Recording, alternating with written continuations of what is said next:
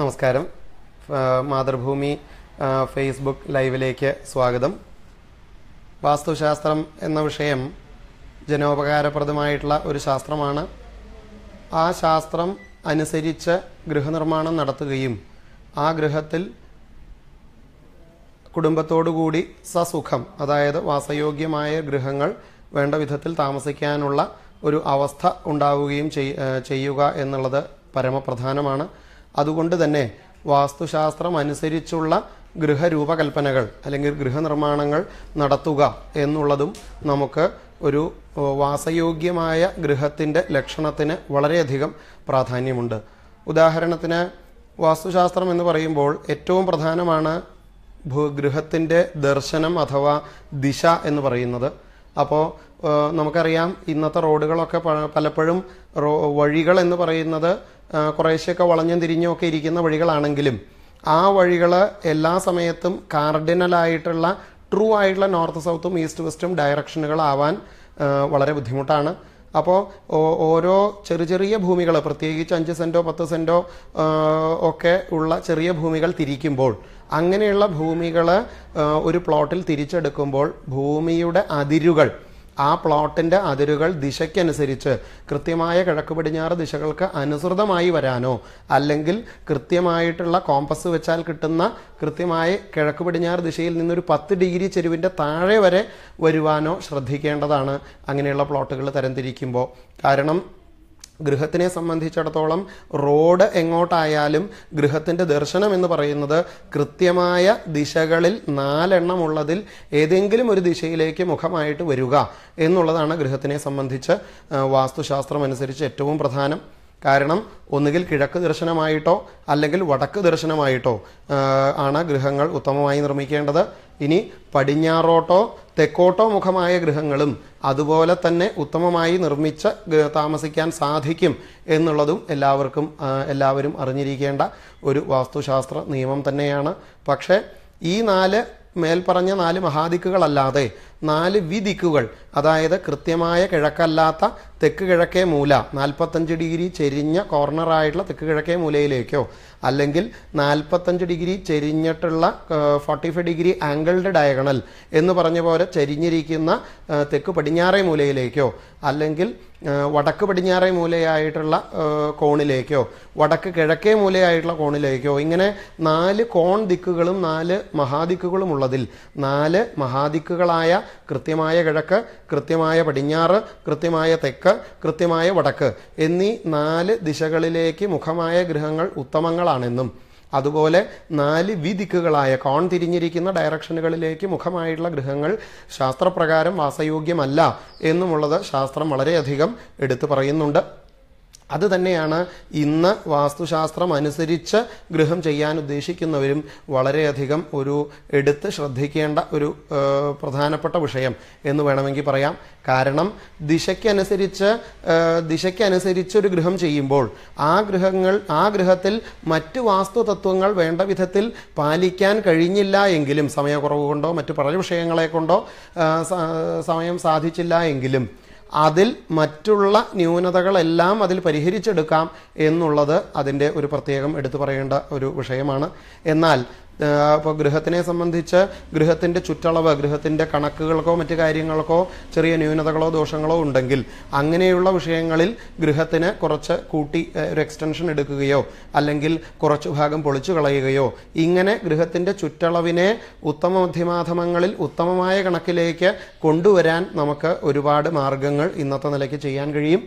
അതുപോലെ തന്നെ ഗൃഹത്തിന് സൂത്രദോഷം എന്നുള്ള നിലയ്ക്ക് ഗൃഹമധ്യസൂത്രം ഒഴിയുന്ന ഒരു സംവിധാനം, ഒഴിഞ്ഞു കിടക്കുന്ന ഒരു സംവിധാനം ഇല്ലാത്തൊരവസ്ഥ ഉണ്ടെങ്കിൽ അവിടെ ആ ഗൃഹത്തിൽ കിളിവാതിലുകൾ വയ്ക്കുകയോ കട്ടിളയോ ജനലോ നേർക്കുനേർ വരുന്ന രീതിയിൽ ക്രമീകരിക്കുകയോ ഒക്കെ ചെയ്ത് അതിൻ്റെ ന്യൂനതയും നമുക്ക് പരിഹരിക്കാൻ സാധിക്കും. അപ്പോൾ ഇതൊക്കെ ഗൃഹം ചെയ്തു കഴിഞ്ഞാലും നമുക്ക് പരിഹരിക്കാവുന്ന, അതുപോലെ തന്നെ അടുക്കളയുടെ സ്ഥാനം എന്ന് പറയുന്നതും ശരിയല്ലാത്ത ഒരു സ്ഥാനത്ത് അടുക്കള വന്നു കഴിഞ്ഞാൽ തന്നെ ആ അടുക്കള വടക്ക് കിഴക്കേ മൂലയിലേക്കോ അല്ലെങ്കിൽ തെക്ക് കിഴക്കേ മൂലയിലേക്കോ വടക്ക് പടിഞ്ഞാറേ മൂലയിലേക്കോ അങ്ങനെ ഉത്തമമായിട്ട് സ്വീകരിക്കാവുന്ന ശാസ്ത്രപ്രകാരമുള്ള സ്ഥാനങ്ങളിലേക്ക് മാറ്റി ക്രമീകരിച്ചാൽ തന്നെ അതിൻ്റെ ന്യൂനത പരിഹരിക്കാൻ സാധിക്കും. അപ്പോൾ ഗൃഹത്തിനെ സംബന്ധിച്ചിടത്തോളം വാസ്തു വിഷയങ്ങൾ എന്നുള്ളതിൽ ശാസ്ത്രപ്രകാരം നമുക്ക് പരിഹരിക്കാൻ കഴിയുന്ന, ഗൃഹം നിർമ്മിച്ചാലും നമുക്കത് പരിഹരിക്കാൻ കഴിയുന്ന വിഷയങ്ങൾ ഏറെയുണ്ട് വാസ്തുശാസ്ത്രത്തിൽ. എന്നാൽ ആ ഒരു ഘടകത്തിൽ ഗൃഹത്തിനെ സംബന്ധിച്ചിടത്തോളം ഗൃഹം ചെയ്യുന്ന സമയത്ത്, ഗൃഹനിർമ്മാണ സമയത്ത് അതിൻ്റെ ദിശ കൃത്യമായിട്ട് പാലിക്കുക. കൃത്യമായ ഏതെങ്കിലും 4 ദിക്കുകളിൽ ഒരു ദിക്കിലേക്കെങ്കിലും അതിൻ്റെ മുഖം പരമാവധി കൃത്യമായിട്ട് കോമ്പസ് നോക്കി അലൈൻ ചെയ്യാൻ സാധിക്കുക, അതിനെ ഓറിയൻറ്റ് ചെയ്യാൻ സാധിക്കുക എന്നുള്ളത് വളരെയധികം പരമപ്രധാനമാണ്. കാരണം വിദിക്കിലേക്ക് ദർശനമായിട്ടുള്ള രീതിയിലുള്ള ഗൃഹങ്ങൾ വെച്ച് താമസിച്ചാൽ അങ്ങനെയുള്ള ഗൃഹങ്ങളിൽ പൊതുവെ അതിൻ്റേതായിട്ടുള്ള ചില ദോഷവശങ്ങൾ ഉള്ളത് കൊണ്ട് തന്നെ അങ്ങനെയുള്ള ഗൃഹങ്ങൾ പൊതുവെ ഉയർച്ച ഉണ്ടാക്കി തരുന്നതല്ല. എന്നാൽ ഭയം, കലഹം, ചപലത, കുലനാശം തുടങ്ങിയിട്ടുള്ള ചില ദോഷവശങ്ങളും അതിൽ നമ്മുടെ ആചാര്യന്മാർ ശാസ്ത്രത്തിൽ നിർദ്ദേശങ്ങൾ പറഞ്ഞിട്ടുണ്ട്. അതുകൊണ്ട് തന്നെ ദിശയ്ക്കനുസരിച്ചിട്ടുള്ള ഗൃഹങ്ങൾ നിർമ്മിക്കാൻ ശ്രദ്ധിക്കേണ്ടതാണ് എന്നുള്ളതാണ് ഇന്നത്തെ ഏറ്റവും വളരെ പരമപ്രധാനമായ വാസ്തു സന്ദേശം എന്നുള്ളതും കൂടി ഇതിലേക്കായി പറയുന്നു. ചോദ്യങ്ങളിലേക്ക് കിടക്കാം. വാസ്തുശാസ്ത്രം പഠിക്കാൻ ആദ്യം കുറച്ച് ബേസിക് ആയിട്ടുള്ള ചില എഞ്ചിനീയറിംഗ് അറിവ് ഉണ്ടായിരിക്കുന്നത് നല്ലതാണ്. ഡിപ്ലോമയോ അല്ലെങ്കിൽ ITI പോലെയുള്ള ഏറ്റവും ബേസിക് ആയിട്ടുള്ള കോഴ്സുകൾ, ഇതിനോട് ബന്ധപ്പെട്ട ഡ്രാഫ്റ്റ്സ്മാൻ കോഴ്സ് അങ്ങനെയുള്ളതെങ്കിലും പഠിച്ച് എന്നിട്ട് ഇതിൻ്റെ ഈ വാസ്തുശാസ്ത്രത്തിൻ്റെ നിയമത്തിൻ്റെ ചില കോഴ്സുകൾ അതാത് സ്ഥലങ്ങളിലുള്ളതും പ്രിലിമിനറി ആയിട്ട് പഠിക്കുന്നതും നല്ലതാണ്.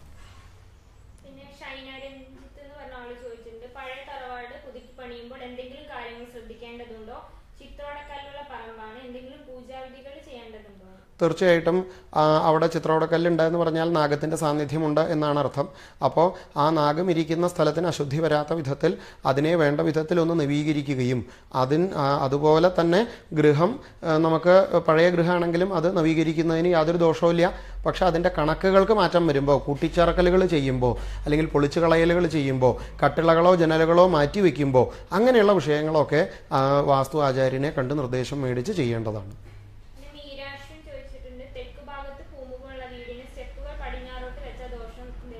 തീർച്ചയായിട്ടും ഇല്ല. ഗൃഹത്തിൻ്റെ മുഖം തെക്കോട്ടാണ്, പൂമുഖം തെക്കോട്ടാണ്, സിറ്റ് ഔട്ടോ പൂമുഖമോ തെക്കോട്ടാണെങ്കിലും അതിൽ നിന്ന് ഇറങ്ങുന്നത് പടിഞ്ഞാറോട്ടാക്കുന്നതിന് ദോഷമില്ല.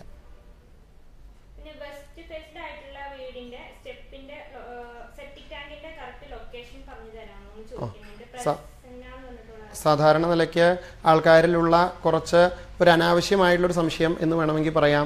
സാധാരണ സെപ്റ്റിക് ടാങ്കിനൊക്കെ ശാസ്ത്രപ്രകാരം ഒരു സ്ഥാനം നോക്കി ചെയ്യണോ എന്ന് ചോദിച്ചാൽ വാസ്തുശാസ്ത്രത്തിൻ്റെ ഉപരിഗ്രന്ഥങ്ങളിലൊന്നും അതിനെ പറ്റിയിട്ടുള്ള ചില പരാമർശങ്ങൾ വളരെ കുറവാണ്.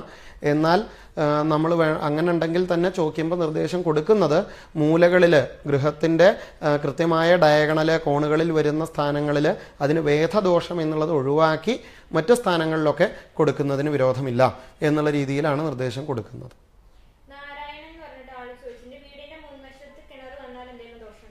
സാധാരണ നിലയ്ക്ക് വീടിൻ്റെ മുൻവശം എന്ന് പറയുന്നത് കിഴക്ക് ദിക്കാണെങ്കിൽ അവിടെ കിണർ വരുന്നതിന് പ്രത്യേകിച്ച് ദോഷമില്ല. കാരണം കിഴക്ക് വശത്ത് വടക്ക് കിഴക്കേ മൂലയിലോ കിഴക്ക് വശത്ത് മധ്യഭാഗത്തായിട്ടോ അതിൻ്റെ ഗമനത്തോട് കൂടിയിട്ട് കിഴക്ക് വശത്ത് മേടമിടവം രാശികൾ വരുന്ന സ്ഥാനത്തോ ഒക്കെ കിണറിന് സ്ഥാനമുണ്ട്. അപ്പോൾ കിണർ മുൻവശം എന്നുള്ള നിലയ്ക്ക് കിഴക്കാണ് മുൻവശമെങ്കിൽ അവിടെ വരുന്നതിന് തെറ്റില്ല. വടക്ക് വശം മുൻവശമായാലും അത് ദോഷകരമല്ല. വടക്ക് വശത്തും കിണറിന് സ്ഥാനമുണ്ട്. എന്നാൽ പടിഞ്ഞാറ് വശമോ തെക്ക് വശമോ മുഖമായി വരുന്ന ഗൃഹങ്ങളാണെങ്കിൽ അങ്ങനെയുള്ള ഗൃഹങ്ങളിൽ ഗൃഹത്തിനോട് വളരെ ചേർന്ന് മുൻവശത്തെ മുറ്റത്ത് വരുന്നത് ഒട്ടും ഉപദേശയോഗ്യമല്ല.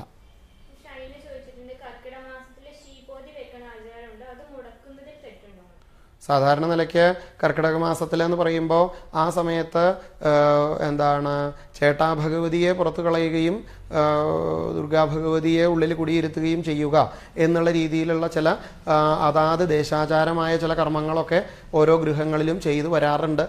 അപ്പോൾ ആ കർമ്മങ്ങൾ ചെയ്യുക തന്നെയാണ് ആ ഗൃഹത്തിൻ്റെ ഐശ്വര്യത്തിനും ഒക്കെ നല്ലത് എന്നുള്ളതാണ് അഭിപ്രായം.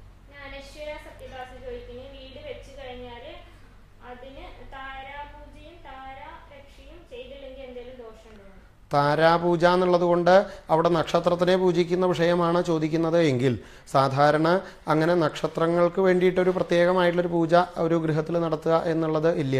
ഗ്രഹങ്ങൾക്ക് വേണ്ടിയിട്ടുണ്ട്. ഇപ്പോൾ 9 ഗ്രഹങ്ങളിൽ നവഗ്രഹ പൂജകളായിട്ടുള്ള കാര്യങ്ങളൊക്കെ ചെയ്യാറുണ്ട്. അത് സാധാരണ നിലയ്ക്ക് കർക്കിടക മാസത്തിലൊക്കെ അല്ലെങ്കിൽ ഇങ്ങനെയുള്ള അവസരങ്ങളിൽ ഗൃഹത്തിൽ വെച്ച് നടത്തുമ്പോൾ ഗണപതി ഹോമമോ ഭഗവത് സേവയോ അങ്ങനെ ലളിതമായിട്ടുള്ള പൂജകൾ നടത്താം. മറ്റത് കൃത്യമായിട്ടുള്ള ഉപദേശത്തോടു കൂടി ചെയ്യണം എന്നാണ് അഭിപ്രായം.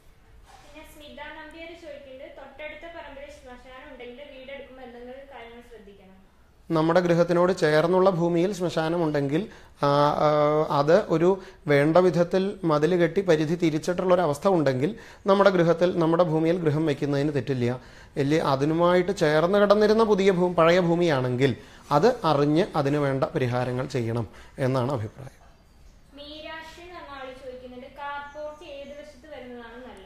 സാധാരണ നിലയ്ക്ക് കാർപോർച്ചിനെ സംബന്ധിച്ച് പറയുമ്പോൾ കിഴക്ക് മുഖമായിട്ടുള്ള ഗൃഹങ്ങൾക്കാണെങ്കിൽ തെക്ക് കിഴക്കേ മൂലയിൽ കിഴക്കോട്ട് തള്ളി നിൽക്കുന്ന വിധത്തിൽ വരുന്നതാണ് ഏറ്റവും നല്ലത്. എന്നാൽ വടക്കോട്ട് മുഖമായിട്ടുള്ള ഗൃഹങ്ങളാണെങ്കിൽ അങ്ങനെയുള്ള ഗൃഹങ്ങളുടെ വടക്ക് പടിഞ്ഞാറേ മൂലയിൽ വടക്കോട്ട് തള്ളി നിൽക്കുന്ന വിധത്തിലാണ് കൂടുതൽ നല്ലത് എന്ന് വേണമെങ്കിൽ പറയാം.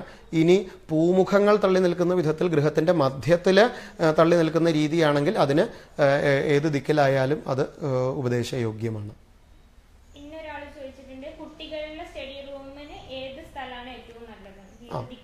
സാധാരണ ഗൃഹങ്ങളിൽ പ്രത്യേകിച്ച് നാലുകെട്ട് അല്ലെങ്കിൽ പഴയ രീതിയിലുള്ള നാലുകെട്ട് ഗൃഹങ്ങളിലൊക്കെ പറയും 4 കോൺ ഗൃഹങ്ങൾ, കോർണറിൽ വരുന്ന മുറികളാണ് എപ്പോഴും ശയന വിദ്യാഭ്യാസനങ്ങൾക്ക് ഉപയോഗിക്കേണ്ടത് എന്നൊരു സൂചനയാണ് ശാസ്ത്ര നിർദ്ദേശമുള്ളത്.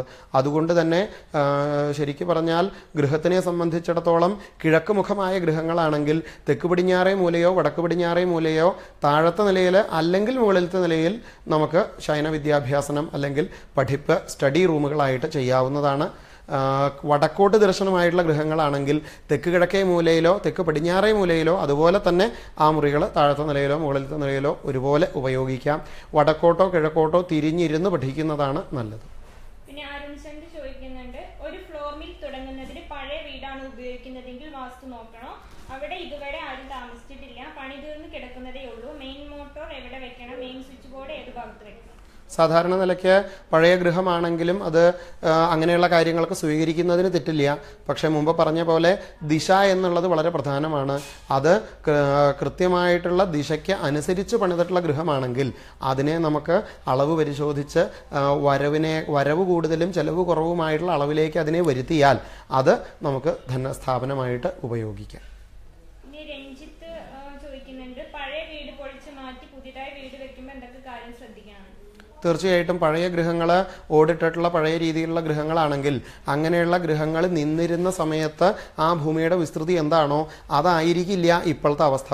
അതുകൊണ്ട് തന്നെ ഇപ്പോഴത്തെ അതിരുകളെ അറിഞ്ഞും കൊണ്ട് അതിനനുസരിച്ച് ആ സ്ഥാനത്തിന് ചലനം വരണമെങ്കിൽ ആ സ്ഥാനം വേണ്ട വിധത്തിൽ ക്രമീകരിച്ച് ചെയ്യാൻ ഉപദേശങ്ങൾക്കനുസരിച്ച് ചെയ്യേണ്ടതാണ്.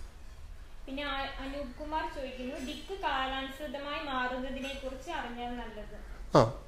സാധാരണ നിലയ്ക്ക് ദിക്ക് എന്ന് പറയുന്നത് ശരിക്കും പറഞ്ഞാൽ ഓരോ കൊല്ലവും എന്ന് തന്നെ പറയട്ടെ, 6 മാസം കൂടുമ്പോൾ ഉത്തരായന കാലവും ദക്ഷിണായന കാലവും വരുമ്പോൾ സൂര്യൻ എന്ന് പറയുന്നത് നോർത്ത് പോളിലേക്കും സൗത്ത് പോളിലേക്കും കുറച്ചൊക്കെ സൂര്യൻ തന്നെ സഞ്ചരിക്കുന്നു. അത് സൂര്യനല്ല, ശരിക്കും പറഞ്ഞാൽ ഭൂമി തന്നെയാണ് സഞ്ചരിക്കുന്നത്. പക്ഷേ നമുക്ക് അനുഭവത്തിൽ വരുമ്പോൾ സൂര്യൻ ചലിക്കുന്നതായിട്ട് നമുക്ക് ഫീൽ ചെയ്യും.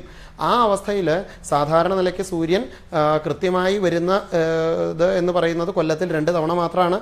അല്ലാത്ത സമയങ്ങളിൽ കുറച്ച് തെക്കോട്ടും വടക്കോട്ടും പോകുന്നത് കൊണ്ട് തന്നെ ആ ഒരു പോകുന്ന ഒരു ദിശ എന്ന് പറയുന്നത് ഒരു 10 ഡിഗ്രി 11 ഡിഗ്രി വരെയാണ് എന്നതാണ് അതിൻ്റെ പ്രൂവ് ചെയ്തിട്ടുള്ള ഒരു ഇത് പറയുന്നത്. അതുകൊണ്ട് തന്നെയാണ് നമ്മൾ ചിലപ്പോഴൊക്കെ അങ്ങനെയുള്ള വളരെ ചെറിയ ഡീവിയേഷനൊക്കെ ആണെങ്കിൽ നമുക്കത് വിരോധമില്ല.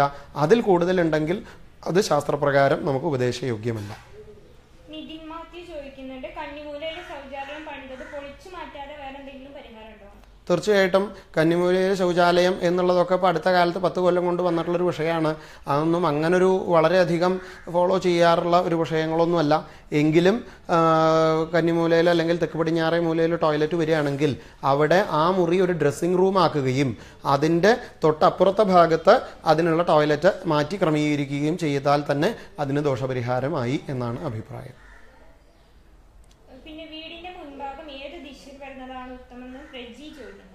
ഞാൻ മുമ്പ് പറഞ്ഞ പോലെ തന്നെ ഗൃഹത്തിനെ സംബന്ധിച്ചിടത്തോളം ഗൃഹം എന്ന് പറയുന്നത് കൃത്യമായ 4 ദിശകളിലേക്ക് മുഖമായിട്ട് ചെയ്യാം. അതിൽ ഇപ്പോൾ എപ്പോഴും ആൾക്കാരിൽ സംശയം ഉണ്ടാവുക, വടക്കോട്ടും കിഴക്കോട്ടും എന്ന് പറഞ്ഞാൽ ആർക്കും സംശയമില്ല. പടിഞ്ഞാറോട്ട് എന്ന് പറഞ്ഞാലും ഒരു പരിധി വരെ ആർക്കും അതൊരു സംശയാസ്പദമായിട്ട് തോന്നില്ല. പക്ഷേ തെക്കോട്ട് മുഖമായിട്ടുള്ള ഗൃഹം എന്ന് പറയുമ്പോൾ തന്നെ എല്ലാവർക്കും ഒരു പരിഭ്രമമാണ്, അല്ലെങ്കിൽ പേടിയാണ്, ആശങ്കയാണ്. അപ്പോൾ അതിൽ ഞാൻ എടുത്തു പറയണു, തെക്കോട്ട് മുഖമായിട്ടുള്ള ഗൃഹങ്ങളും നമുക്ക് ശാസ്ത്രത്തിൽ പറയുന്ന മാനദണ്ഡങ്ങൾ പാലിച്ചാൽ തെക്കോട്ട് മുഖമായിട്ടുള്ള ഗൃഹങ്ങളും അതിനുവേണ്ട കണക്കുകൾ പാലിച്ച് അതിനനുസരിച്ചുള്ള മുറികൾ 2ാം നിലയിൽ ഉയർത്തിപ്പണിതാൽ അങ്ങനെയുള്ള ഗൃഹങ്ങളും വാസയോഗ്യങ്ങളായി തന്നെ നിർമ്മിക്കാൻ സാധിക്കും എന്നുള്ളത് കൊണ്ട് തന്നെ 4 മഹാദിക്കുകളിലേക്ക് മുഖമായ ഗൃഹങ്ങൾ ഉത്തമങ്ങളാണ്.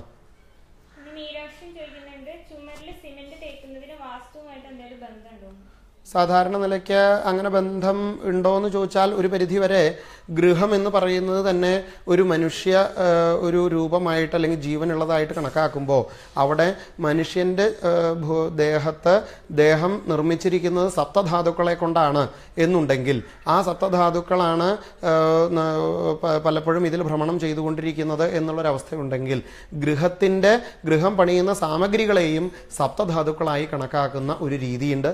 അതിൽ പെയിന്റ്, സിമന്റ് മുതലായതൊക്കെ അതിൻ്റെ ഒരു ധാതുവായിട്ട് പറയുന്നത് കൊണ്ട് അതിന് പ്രാധാന്യമുണ്ട് എന്ന് തന്നെയാണ് അഭിപ്രായം.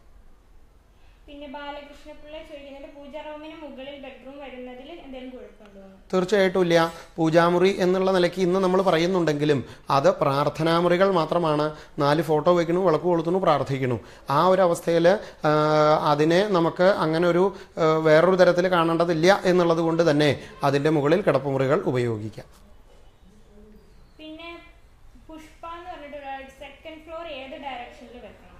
സാധാരണ നിലയ്ക്ക് ഗൃഹത്തിൻ്റെ ദർശനമനുസരിച്ചാണ്.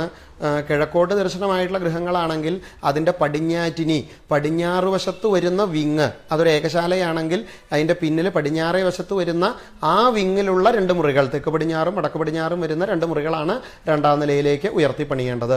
മുൻവശത്ത് കിഴക്ക് വശത്ത് ടെറസ് വരുന്ന വിധത്തിൽ.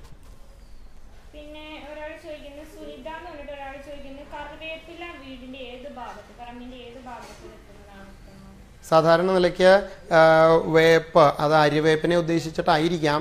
വേപ്പ് എന്ന് പറയുന്നത് പൊതുവെ ഗൃഹത്തിൻ്റെ വാസ്തുവിനകത്ത് പാടില്ല. പക്ഷേ കറിവേപ്പില എന്നൊക്കെ പറയുന്നത് ശരിക്ക് ബഹിസാര വൃക്ഷങ്ങൾ, അതിനൊട്ടും സാരമില്ലാത്ത കാതലല്ലാത്ത ചെടികൾ പോലെയുള്ളതാണ്. അതൊന്നും അങ്ങനെ ഒരു ദോഷകരങ്ങളായിട്ട് പറയുന്നില്ല. അപ്പോൾ അത് നമുക്ക് ഗൃഹത്തിൻ്റെ വാസ്തുവിനകത്ത് വേണമെങ്കിൽ വയ്ക്കാവുന്നതാണ്. ഇനി വാസ്തു അതിരുതിരിക്കുന്നതിൻ്റെ പുറത്തായാലും അത് വിരോധമില്ല.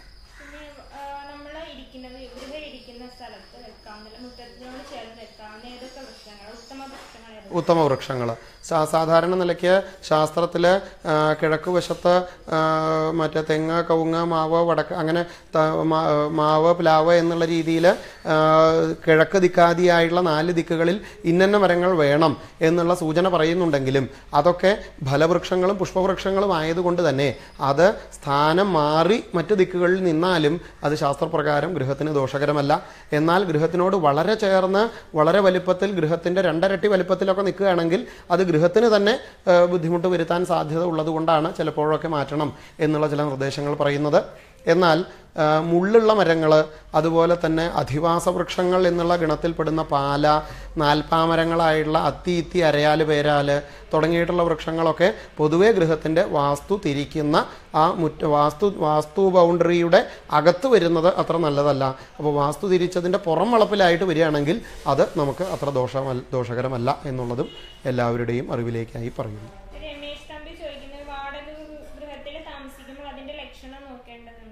സാധാരണ നിലയ്ക്ക് നമ്മൾ വളരെ കുറച്ച് കാലം, ഇപ്പോൾ 1 കൊല്ലം അല്ലെങ്കിൽ 2 കൊല്ലം അങ്ങനെയുള്ള വളരെ കുറച്ച് കാലത്തേക്കൊക്കെയാണ് താമസിക്കുന്നത് എങ്കിൽ അതത്ര വളരെ ഒരു പ്രധാനമല്ല. എന്നാൽ കുറച്ച് കൂടുതൽ കാലം നമ്മൾ താമസിക്കുമ്പോൾ ഗൃഹം എന്ന് പറയുന്നത് എപ്പോഴും വാസയോഗ്യം എന്നാണ് ഗൃഹത്തിനെ സംബന്ധിച്ച് പറയുക. അപ്പോൾ വസിക്കാൻ യോജിച്ചതാവുക എന്നുള്ളത് തന്നെയാണ്. അവിടെ ആര് താമസിക്കണമെന്ന് വെച്ചാൽ അവർക്ക് തന്നെയാണ് അതിൻ്റെ ഗുണദോഷ ഫലങ്ങൾ എന്ന് വേണമെങ്കിൽ ഒരു പരിധിയിലധികം പറയാം. അപ്പോൾ അതുകൊണ്ടാണ് കൂടുതൽ കാലം താമസിക്കുന്നുണ്ടെങ്കിൽ നമ്മളത് അറിഞ്ഞിരിക്കുന്നത് നല്ലതാണ്.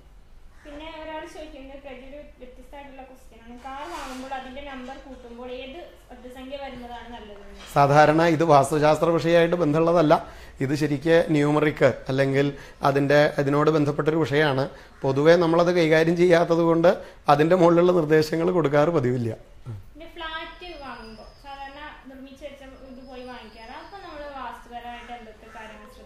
തീർച്ചയായിട്ടും ശ്രദ്ധിക്കാൻ പറ്റും. ഫ്ലാറ്റ് എന്ന് പറയുന്നത് തന്നെ വാസ്തുശാസ്ത്രത്തിൽ പഴയ ഇപ്പോൾ കൽപ്പാത്തി ഗ്രാമം പോലെയുള്ള അഗ്രഹാരങ്ങൾ എന്ന് പറയുന്ന തരത്തിലുള്ള ഗൃഹങ്ങൾ എന്ന് വെച്ചാൽ റോ ഹൗസസ്, കോമൺ വാളുകളുള്ള റോ ഹൗസസിൻ്റെ ആ ചില നിയമവശങ്ങളാണ് പൊതുവെ വാസ്തുശാസ്ത്രം അനുസരിച്ച് ചെയ്യുന്ന ഫ്ലാറ്റുകൾക്ക് വേണ്ടിയിട്ട് നമ്മൾ നിർദ്ദേശിക്കാറുള്ളത്. അങ്ങനെയുള്ള അവസ്ഥയിൽ ശരിക്കും പറഞ്ഞാൽ 4 ദിശകളിലേക്ക് മുഖമായിട്ട് വാതിലുകളുള്ള ഫ്ലാറ്റുകൾ നമുക്ക് വേണമെങ്കിൽ സ്വീകരിക്കാം. എന്നാൽ നമ്മൾ എടുക്കുന്ന ഫ്ലാറ്റിനെ ഒരു ദീർഘചതുരമോ സമചതുരമോ ആയിട്ട് കൺസിഡർ ചെയ്താൽ അതിനുള്ളിൽ അതിൻ്റെ അടുക്കളയുടെ സ്ഥാനം ദോഷകരമല്ലാത്ത സ്ഥാനത്തായിരിക്കണം. പരമാവധി മറ്റു മുറികളുടെ സ്ഥാനവും പരമാവധി അങ്ങനെ ആക്കാൻ ശ്രമിച്ചാൽ നല്ലതാണ്. കൂട്ടത്തിൽ മുറികളുടെ ഉള്ളളവുകൾ, ഇൻഡിവിജ്വലായിട്ടുള്ള ഇന്നർ ഡയമെൻഷൻസ് ദോഷകരമല്ലാത്ത അളവുകൾ ആണോ എന്ന് പരിശോധിക്കാനും അങ്ങനെയുള്ള വളരെ ലളിതമായിട്ടുള്ള ചില വാസ്തു നിയമങ്ങൾ നമുക്കതിൽ അവലംബിച്ചാൽ തന്നെ ഫ്ലാറ്റുകൾ, നല്ല ഫ്ലാറ്റുകൾ അറിഞ്ഞ് തിരഞ്ഞ് എടുക്കാൻ സാധിക്കും.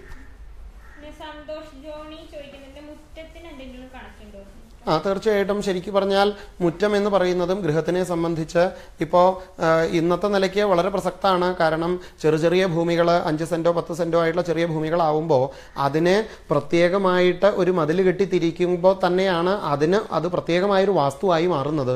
അപ്പോൾ മുറ്റം തിരിക്കുക എന്നുള്ളതും ആ വാസ്തു എന്നുള്ളത് പ്രത്യേകമായി അനുഭവത്തിൽ വരാൻ അത് വേണ്ടത് തന്നെയാണ്.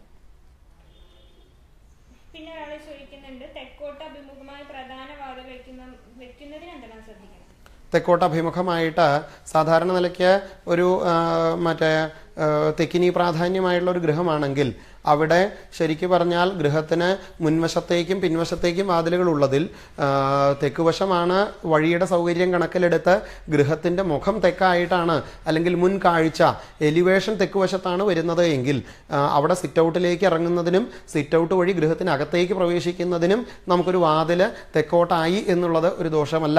അത് ഗൃഹത്തിൻ്റെ മധ്യത്തിൽ വേണ്ട വിധത്തിലുള്ള ഗമനത്തോടു കൂടിയോ അല്ലെങ്കിൽ മറ്റ് മുറികളിലേക്ക് ഒരു വശത്തേക്ക് കുറച്ച് നീക്കി ഒരു മുറിയിലേക്ക് കിടക്കുന്ന വിധത്തിലോ ഒക്കെ നമുക്ക് ചെയ്യാം. എന്നാൽ സിറ്റ് ഔട്ടിൽ നിന്ന് ഇറങ്ങുന്നത് വേണമെങ്കിൽ കിഴക്ക് പടിഞ്ഞാറ് ദിശകളിലാക്കുന്നതാണ് നല്ലത്.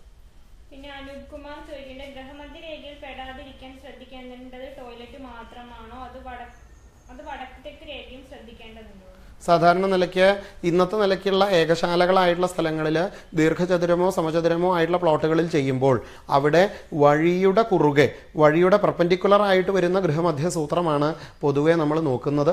ആ ഗൃഹമധ്യസൂത്രം എന്ന് പറയുമ്പോൾ നടുമിറ്റമുള്ള 4 കെട്ട് ഗൃഹങ്ങളാണെങ്കിൽ വളരെ ടിപ്പിക്കലായിട്ട് പണിതിട്ടുള്ള നടുമുറ്റമായിട്ടുള്ള 4 കെട്ട് ഗൃഹങ്ങളാണെങ്കിൽ മാത്രമാണ് കിഴക്ക് പടിഞ്ഞാറും തെക്ക് വടക്കുമായിട്ടുള്ള 2 ദിശകളിൽ ഗൃഹമധ്യസൂത്രം നോക്കി ഒഴിവിടേണ്ടത്. ഇന്നത്തെ നിലയ്ക്ക് പണിയുന്ന ഗൃഹങ്ങളൊക്കെ ഏകശാല രൂപകൽപ്പനകളായതുകൊണ്ട് അതിന് പ്രാധാന്യം ഏതിനാണോ, ഇപ്പോൾ പടിഞ്ഞാറ്റി പ്രാധാന്യമായിട്ട് കിഴക്ക് ദർശനമായിട്ടുള്ള ഗൃഹമാണെങ്കിൽ അതിന് കിഴക്ക് പടിഞ്ഞാറ് ദിശയിലാണ് സൂത്രൊഴിവ് കൊടുക്കേണ്ടത്. അല്ലെങ്കിൽ പടിഞ്ഞാറ് മുഖമുള്ള പടിഞ്ഞാറ് വഴിയുള്ള പടിഞ്ഞാറ് മുൻകാഴ്ചയുള്ള ഗൃഹമാണെങ്കിലും അവിടെ കിഴക്ക് പടിഞ്ഞാറ് ദിശയാണ് സൂത്രത്തിൻ്റെ ഒഴിവ് കൊടുക്കേണ്ടത്. അതിന് തെക്ക് വടക്ക് ദിശ കൊടുക്കേണ്ടതില്ല. അതെ അല്ലേ. കാണിപ്പേര് മന കുന്നംകുളത്താണ്, തൃശ്ശൂർ ജില്ലയിൽ ഗുരുവായൂരിനടുത്ത്. അവിടുത്തെ ഫോൺ നമ്പർ 04885 2222654 04885 222 654 എന്നുള്ളതാണ് ഇവിടുത്തെ ഓഫീസിലത്തെ നമ്പർ. അതിൽ കോൺടാക്റ്റ് ചെയ്യാം. അല്ലെങ്കിൽ ഇമെയിൽ ID ഉണ്ട്, kanipayur@gmail.com, kanipayOR@gmail.com, kanipayOR@gmail.com. Deepak Divakaran Nair എന്ന ഒരാൾ ചോദിക്കുന്നത് കിഴക്ക് ദർശനം ഉള്ള വീട്ടിൽ കിഴക്കോട്ട് നിന്ന് പ്രാർത്ഥിക്കാമോ? ഭഗവന്മാരുടെ രൂപം പടിഞ്ഞാറായാൽ കുഴപ്പമുണ്ടോ? സാധാരണ നിലയ്ക്ക് ഗൃഹത്തിൻ്റെ ദർശനവും നമ്മൾ വയ്ക്കുന്ന ഭഗവാന്മാരുടെ ഫോട്ടോസിൻ്റെ മുഖവുമായിട്ട് അങ്ങനെ ഒരു താരതമ്യം വേണമെന്ന് ചോദിച്ചാൽ അതിൻ്റെ ആവശ്യമില്ല. കാരണം ഗൃഹത്തിൻ്റെ ദർശനം എന്നുള്ളത് അതാത് ഭൂമിയുടെ കിടപ്പ് അല്ലെങ്കിൽ ഭൂമിയുടെ ചില സാമീപ്യങ്ങളൊക്കെ അനുസരിച്ചാണ് നമ്മൾ തീരുമാനിക്കുക. അതിനുള്ളിൽ കിഴക്ക് വശത്ത് വരുന്ന മുറികളിലാണ് പൂജാമുറിയായിട്ട് ഉപയോഗിക്കുന്നത് എങ്കിൽ പടങ്ങൾ കിഴക്കേ ഭിത്തിയിൽ വയ്ക്കുകയും നമ്മൾ കിഴക്കോട്ട് നോക്കി പ്രാർത്ഥിക്കുകയും ചെയ്യുക എന്നുള്ളതാണ് പ്രധാനം. അല്ലെങ്കിൽ കിഴക്ക് വശത്ത് വയ്ക്കുമ്പോൾ ഭഗവാന്മാരുടെ ഫോട്ടോ ഗൃഹത്തിനകത്തേക്ക് മുഖമായിട്ട് വയ്ക്കുക. അത് പടിഞ്ഞാറ് വശത്ത് മച്ചിൻ്റെ സ്ഥാനത്ത് വയ്ക്കുമ്പോൾ പടിഞ്ഞാറ്റിയിൽ കിഴക്ക് മുഖമായിട്ട് വയ്ക്കുക. അതാണ് പ്രധാനമായിട്ട് നമ്മൾ മനസ്സിലാക്കേണ്ടത്. പിന്നെ മനോജ് കൊട്ടാഞ്ചേരി എന്നുള്ള ഒരാൾ കത്തിച്ചു വെക്കാൻ ഏറ്റവും ഉത്തമം? സാധാരണ നിലയ്ക്ക് മുറി എന്ന് പറയുമ്പോൾ അവിടെ പ്രധാനപ്പെട്ട ഒരു മുറി ഗൃഹത്തിൻ്റെ അവസ്ഥയനുസരിച്ച് കയറി വരുന്ന ലിവിങ് ഹാള് എന്ന് പറയുന്നത് പലപ്പോഴും അത് മുൻവശത്തായിട്ടാണ് വരിക. അപ്പോൾ അത് ഇനിയിപ്പോൾ മുൻവശം എന്നുള്ളത് പടിഞ്ഞാറ് വശമാണെങ്കിൽ ആ ഹാളിൻ്റെ പടിഞ്ഞാറേ വശമുള്ള ഭിത്തി വാതിലിൻ്റെ അപ്പുറമോ ഇപ്പുറമോ ആയി വരുന്ന എന്ന് വെച്ചാൽ തെക്ക് വശത്തോ വടക്ക് വശത്തോ ആയി വരുന്ന ഭാഗത്ത് പടിഞ്ഞാറേ ഭിത്തിയോട് ചേർത്ത് അവിടെ നമുക്ക് കിഴക്കോട്ടും പടിഞ്ഞാട്ടും തിരിയിട്ട് കത്തിക്കാവുന്ന വിധത്തിൽ വിളക്കുകൾ വയ്ക്കുന്നത് ഒട്ടും ദോഷകരമല്ല. എന്തായാലും എല്ലാവരും കുറേ ആൾക്കാരുടെ വളരെ ലളിതമായിട്ടുള്ളതും വളരെ ഇൻഫോർമേറ്റീവ് ആയിട്ടുള്ളതുമായിട്ടുള്ള ചോദ്യങ്ങളുണ്ടായിരുന്നു. അതിനൊക്കെ മറുപടി പറയാൻ സാധിച്ചതിലും ഇങ്ങനൊരു അവസരം മാതൃഭൂമി തന്നതിലും എല്ലാവരോടും നന്ദി പറയണു. നന്ദി, നമസ്കാരം.